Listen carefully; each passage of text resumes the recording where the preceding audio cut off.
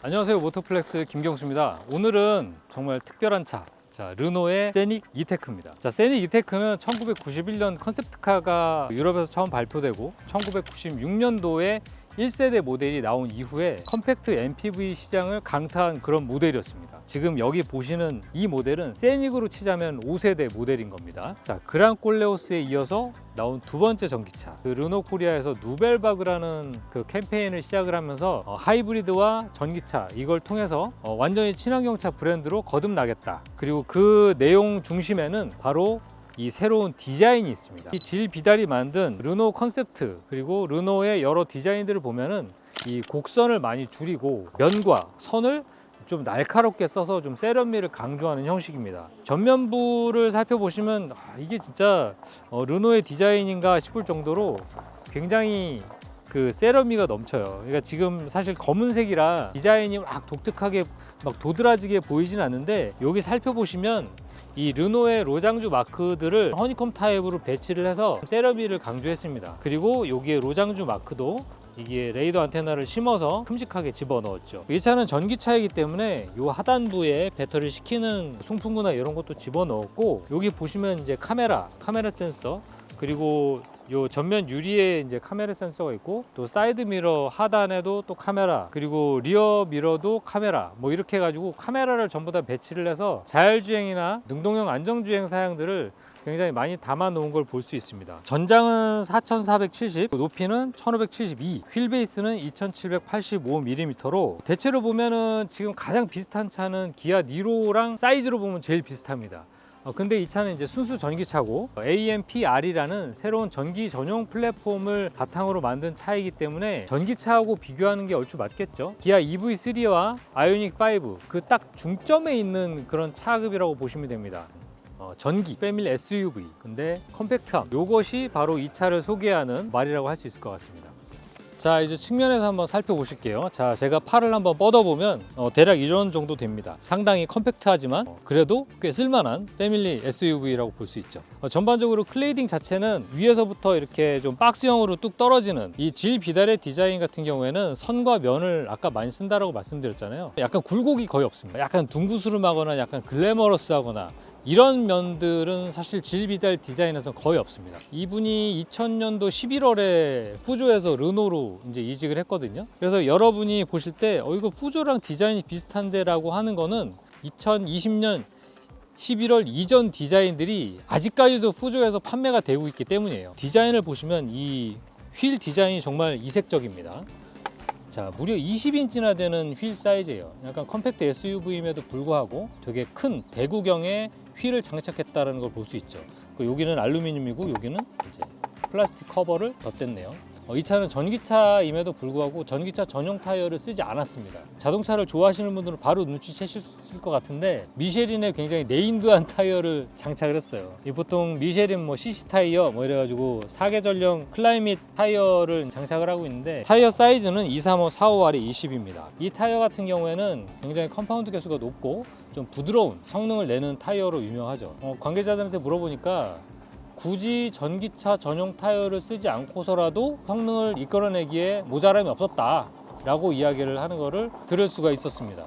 부드러운 소프트한 타이어를 지향하고 있기 때문에 빨리 닳아 없어질 것 같습니다. 그런데 만약에 이 타이어를 교체해야 된다 그러면 사실 이 타이어가 구하기도 쉽지 않거니와 가격이 좀 높기 때문에 좀 비용이 그 다음에 교체할 때 많이 들어가지 않을까 라는 우려가 생긴다는 것이죠. 리어뷰의 모습은 전면의 디자인 컨셉하고 굉장히 일맥상통하게 잘 만들었어요. 아까 말씀드린 질 비달이 좋아하는 직선과 면 이런 것들 촥촥 해가지고 면을 막 깎아내는 거죠. 되게 세련미를 부여한, 그리고 이쪽에는 공기의 와류를 없애기 위한 굉장히 독특한 뒷 범버도 장착을 했어요. 이 패턴 자체가 질 비달의 디자인 패턴을 그대로 보여주는 듯합니다. 기본적으로 그 르노 세닉 이테크 같은 경우에는 한 530리터 정도, 눕히면은 한 1070리터 정도의 트렁크 공간을 가지고 있어요. 아래쪽에 배터리를 깔았기 때문에 트렁크 사이즈가 조금 궁금했었는데 저희가 준비한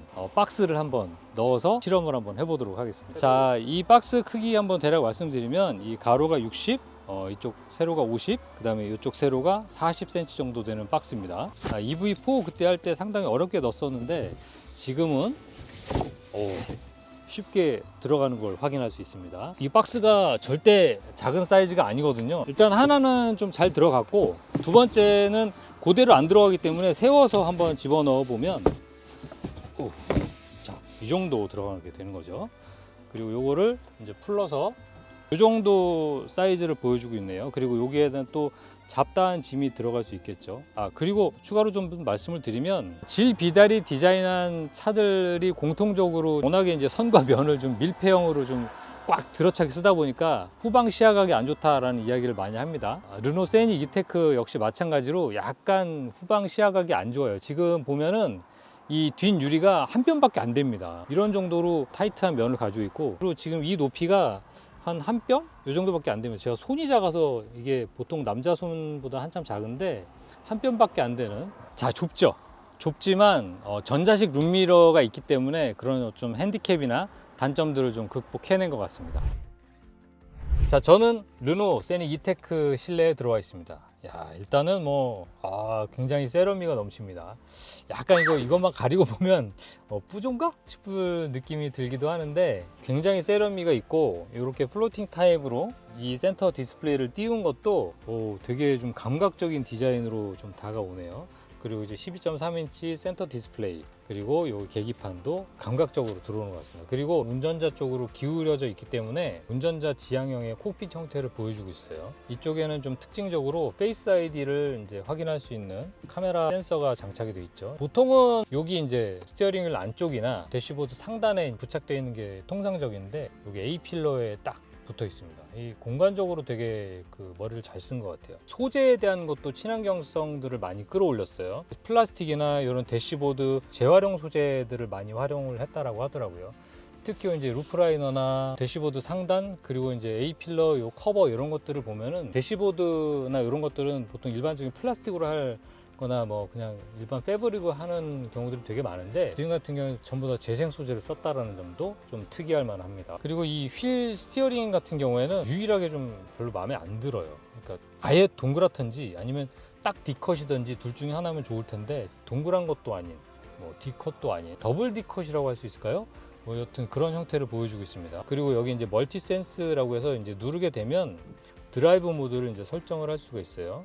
그래서 컴포트, 에코, 스포츠, 퍼스널 이렇게 해서 이제 각각의 형태를 구분할 수가 있죠. 계기판 같은 경우에는 기본적으로 성능이나 그리고 속도, 이런 여러 가지 정보들을 한꺼번에 표현을 하는데 정말 감각적으로 잘 표현해 주고 있습니다. 그리고 이제 이 센터 디스플레이는 일단은 굉장히 커졌습니다. 베젤도 좀 작아졌고요. 그다음에 화면도 시원시원하게 켜졌고, 아까 보니까 속도도 굉장히 빨랐습니다. 그리고 여기 이제 에어컨이 올라가고 내려갈 때 기본적으로 이렇게 칸이 채워지는 것뿐만이 아니라 이렇게 살살 돌아갑니다. 재밌죠? 그리고 일단은 약간 효도폰 마냥 아이콘들이 진짜 커졌습니다. 애플 카플레이나 안드로이드 또 이런 거 다 적용이 되고, 저는 좀 프랑스의 감성을 이해하기가 조금 어려운 게, 시트로엔도 그렇고 고급차라고 좀 지향하는 차들은 대부분 이 마사지기가 들어있는데 되게 막 시원하지는 않습니다. 여튼 들어있다 라고 보시면 될 것 같고요. 온열 시트는 가능한데 통풍 시트가 없어서, 저는 사실 요추 마사지 이런 것보다는 통풍 시트가 좀 들어갔으면 어땠을까라는 좀 아쉬움이 남아요. 그리고 연대 핸들 열선 이런 것도 다 있고, 그 다음에 최근에 나오는 르노 차들이 그러하듯이 파워 버튼, 시동 버튼하고 비상등 버튼이 굉장히 가깝게 배치되어 있다는 점도 이색적으로 다가옵니다. 자, 2열 같은 경우에는 전기차의 어떤 고유한 특성들을 굉장히 잘 보여줍니다. 굉장히 플랫한 플로어, 센터 터널이 없어가지고 굉장히 발 놓기가 편하고, 그 다음에 1열보다는 살짝 뒷열이 높습니다. 기본적으로 방석 자체가 조금 높은 것도 있고, 여기 아래 보시면 요 배터리 때문에 올라간 턱을 확인할 수가 있어요. 헤드라이너 같은 경우에는 기본적으로 이 솔라베이라는 유리 패널을 집어넣었기 때문에 커버가 없이 헤드룸을 좀 더 적절하게 활용할 수 있는, 확보할 수 있는 장점들이 있는 것 같아요. 여기에 이제 도어 포켓이 있습니다. 이거 많은 분들이 이야기하셨을 텐데, 이거 저는 사실 그렇게 호감 있게 다가오진 않아요. 이게 살짝 늘어날 것 같고, 그리고 벌써부터 여기에 그 바느질한 게 약간 불안불안한 느낌이 있거든요. 이거는 저는 조금 아쉬움이 있어요. 여기 2열의 암레스트 같은 경우에 되게 독특한 게 있어요. 그러니까 이게 커버가 크게 열리고 이렇게 해서 핸드폰, 스마트폰을 장착할 수 있게끔 거치대를 마련했습니다. 자, 스마트폰을 여기에 장착을 할 수가 있습니다. 그래서 이렇게도 놓을 수가 있고, 그리고 또 뭐 이렇게도 놓을 수가 있죠. 뭐 이렇게 놓으면 또 이제 더 편하게 되는 것이고. 자, 그 외에는 이쪽에 뭐 C타입 충전 포트가 각각 2개씩 마련이 돼 있고, 그리고 여기에 이제 부직포를 깔아서 뭔가 물건을 놨을 때 충격이 있다고 해도 뭐 소음이 덜 나게끔 만드는 것도 상당히 이 차를 만들 때 배려를 많이 한 것을 확인할 수가 있습니다. 그리고 이것도 좀 도로록 하는 돌리는 재미가 있어요. 가장 큰 특징 중에 하나는 이 솔라베이라고 하는 루프형 천장이 들어왔는데, 기존에는 뭐 우리가 이제 물리적인 커버를 열고 닫아서 이제 자외선이나 이런 걸 피했다라고 하면, 지금 같은 경우에는 간단한 이제 열고 닫는 그 동작 하나만으로도 여기에 이제 음영이나 이런 것들을 조절을 해서 그 자외선을 적절하게 이제 커버할 수 있는 그런 기능이 들어왔습니다. 사실 이 기능은 포르쉐 타이칸에 들어있는 기능이기도 하고 고급 차에만 들어있는 기능으로서 알고 있었는데, 이 차에 들어왔다라는 것, 그것 하나만으로도 이거 굉장히 좀 놀라운 일이 아닌가라는 생각이 들어요. 이 차를 타면서 한번 실험을 해봤는데 굉장히 재밌습니다. 촥촥촥 이렇게 커튼 이 단계별로 닫히는 듯이 이렇게 쭉쭉쭉 진행이 되다 보니까 그거를 보는 맛도 있는 새로운 기능성 루프도 한번 기억해 주시는 것이 좋을 것 같아요. 엔지니어 분들하고 말씀을 들어봤는데, 원래는 이 차를 우리나라에 팔 계획은 없었다라고 해요. 누벨바그라는 캠페인을 시작을 하면서 르노 코리아를 친환경차 브랜드로 바꾸겠다는 캠페인을 시작하면서 이 차를 도입하겠다 내용이 실리게 됐다고 합니다. 1855kg의 비교적 가벼운 차체를 자랑을 합니다. 배터리나 전기모터 이런 걸로 줄인 게 아니라 소재나 아니면 플랫폼, 차시에서 많은 부분 무게를 덜어냈다라고 해요. 일단은 싱글 모터입니다. 앞차축에 전기 모터를 달아서 앞바퀴 굴림 방식으로 쓰고 있어요. 그리고 최고 출력은 160kW, 마력으로 환산하면 한 218마력 정도 됩니다. 최대 토크는 300Nm 정도 되기 때문에 우리가 생각하는 한 200마력대, 200마력 초반대의 준중형 차들하고 몸놀림이 비슷하다고 보시면 될 것 같아요. 좀 특이할 만한 거는 이 차의 핸들링이 되게 민감하게 설정이 되어 있다는 겁니다. 보통 그 중형차들 그리고 준중형 차들이 한 2.6회전 정도 합니다. 2.5회전이나. 근데 이 차 같은 경우 2.34회전으로 이 스티어링 타각의 비율을 굉장히 타이트하게 조정을 했다라고 해요. 다시 말하면 전기차로서의 어떤 그 기민한 성능을 핸들링에서도 유지를 하겠다라는 의지가 좀 읽히기도 합니다. 한번 넘어보면 일단은 좀 전기차의 어떤 묵직한 이런 느낌보다는 그냥 일반 내연기관차의 덩치를 움직이는 듯한 느낌이 많이 들어요. 지금도 과속방지턱을 한 40km 정도에서 넘고 있는데 일반적으로 전기차의 무게가 그다지 많이 느껴지진 않습니다. 그냥 일반적인 2차급의 내연기관차를 모는 듯한 핸들링 그 충격 느낌이 들어요.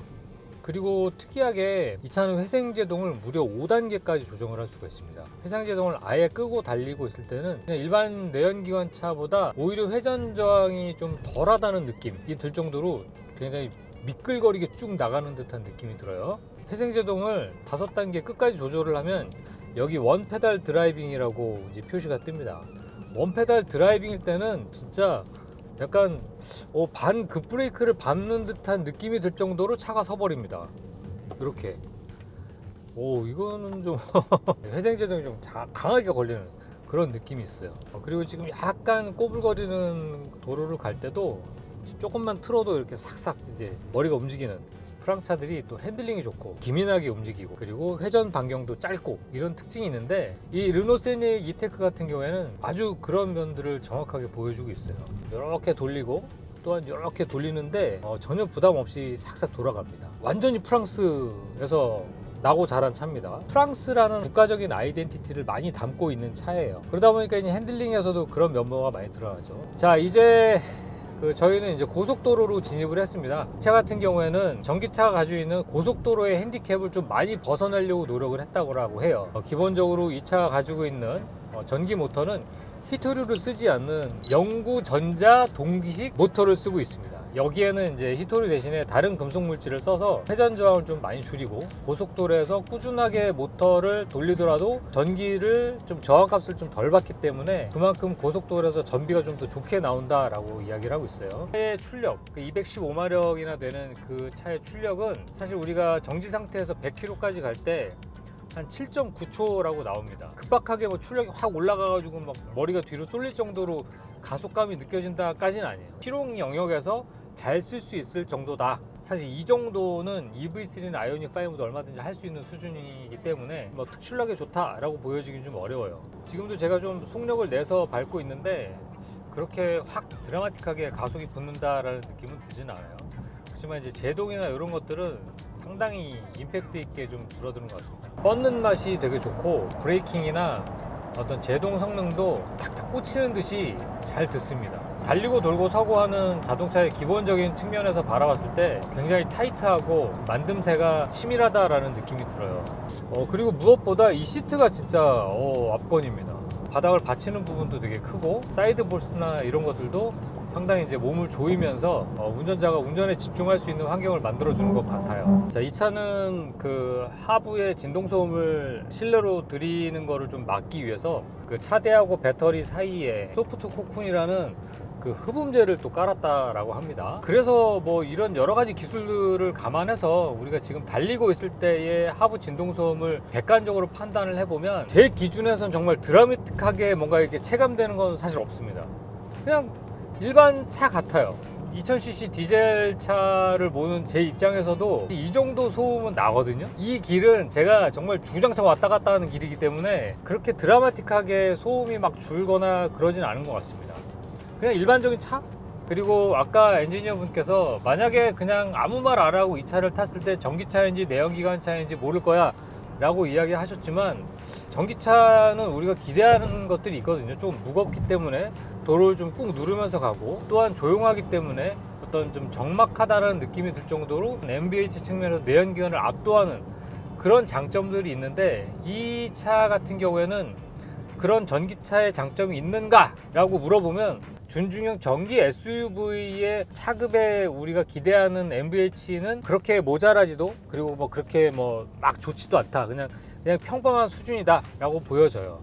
다만 좀 핸들링이 좀 민감하고 그리고 시야가 좀 잘 트여져 있고 이런 점들 그리고 헤드룸이나 이런 공간감들이 굉장히 좋다라는 점들은 굉장히 좀 장점으로 이야기할 수 있을 것 같습니다. 지금 오면서 계속 에코, 뭐 주행 모드 이런 것들을 쭉 바꿔 와봤는데 스포츠나 컴포트 이런 것들이 막 드라마틱하게 그 주행 모드 간 편차가 느낌이 크다 라고 보긴 좀 어려울 것 같습니다. 그것도 역시 마찬가지로 그냥 어느 정도 소폭의 수준 이런 정도인 것 같아요.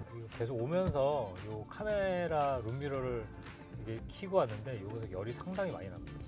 이거는 조금 단점일 것 같아요. 확실히 GB달이 디자인한 자동차들은 뒤 시야가 좁습니다. 카메라용 룸미러에 비하면 물리적으로 보는 이 거울형 룸미러는 5분의 1밖에 안 보여주는 거거든요. 룸미러 이걸 이렇게 제끼면 바로 카메라가 됩니다. 그래서 메뉴 이렇게 누르면은 이런 것들이 고를 수가 있어요. 그리고 이걸 내리면 바로 꺼지면서 그냥 보통의 이제 그 거울이 되는 거예요. 자, 이 차 가격 한번 말씀을 드리겠습니다. 아직 정확하게 확정되지는 않았습니다만 르노코리아 측에서 이 차의 판매 가격을 한 4,600만 원대라고 이야기를 하고 있어요. 우리가 지금 알고 있는 아이오닉 5보다는 좀 싸고 EV3의 어떤 그 높은 트림의 판매 가격이 걸쳐져 있습니다. 그래서 EV3가 제공하지 않는 아이오닉 5가 제공하지 않는 매력들을 여기서 찾아서 그게 마음에 드시면 이 차를 보시면 될 것 같아요. 일단은 주행거리 자체는 뭐 맨 처음에 르노코리아가 보도자료를 냈을 때는 460km라고 냈었는데 유럽에서는 뭐 500km 후반까지 이 차의 배터리는 87kWh의 배터리를 장착을 하고 있어요. 우리나라에서는 적지는 않은 건데 경쟁 모델에 비해서 또 많지도 않은 겁니다. 이렇게 약간 중간 정도 약간 그래도 뭐 괜찮은 사이즈의 배터리를 잘 달고 있다. 하지만 주행거리는 상당한 수준에 이르렀다. 그래도 뭐 뒤지지 않는 정도의 수준, 이런 정도의 수준을 보여주고 있고, 그럼 한 420km 정도 갈 수 있다 라고 나오는데, 배터리 퍼센테이지는 75% 정도 남아있다 라고 나오네요. 일단 기본적으로 환산을 해도 한 500km 언저리까지는 조절하면서 무리하지 않으면 갈 수 있지 않을까 라는 생각이 듭니다. 자, 누벨바그라는 어떤 캠페인이 펼쳐지면서 하이브리드 전기차, 그리고 오로라2, 오로라3까지 이어지는 이런 전체적인 라인업에서 르노 세닉 이테크 같은 경우에는 르노 코리아의 어떤 친환경차, 그리고 새로운 디자인으로 우리 한국 시장에 좀 더 다른 모습을 보여주겠다라는 굉장히 중요한 전략적 모델인 것 같습니다. 물론 이제 가격이 관건인데, 이 관건인 것도 르노 코리아가 잊지 않았을 거예요. 그런 정도로 굉장히 획기적인 가격 보여준다고 했으니까 앞으로 기대가 되는 차입니다. 오늘은 그럼 여기까지 해보고요. 여러분들의 의견은 댓글로 남겨주시기 바랍니다. 그럼 저는 이만.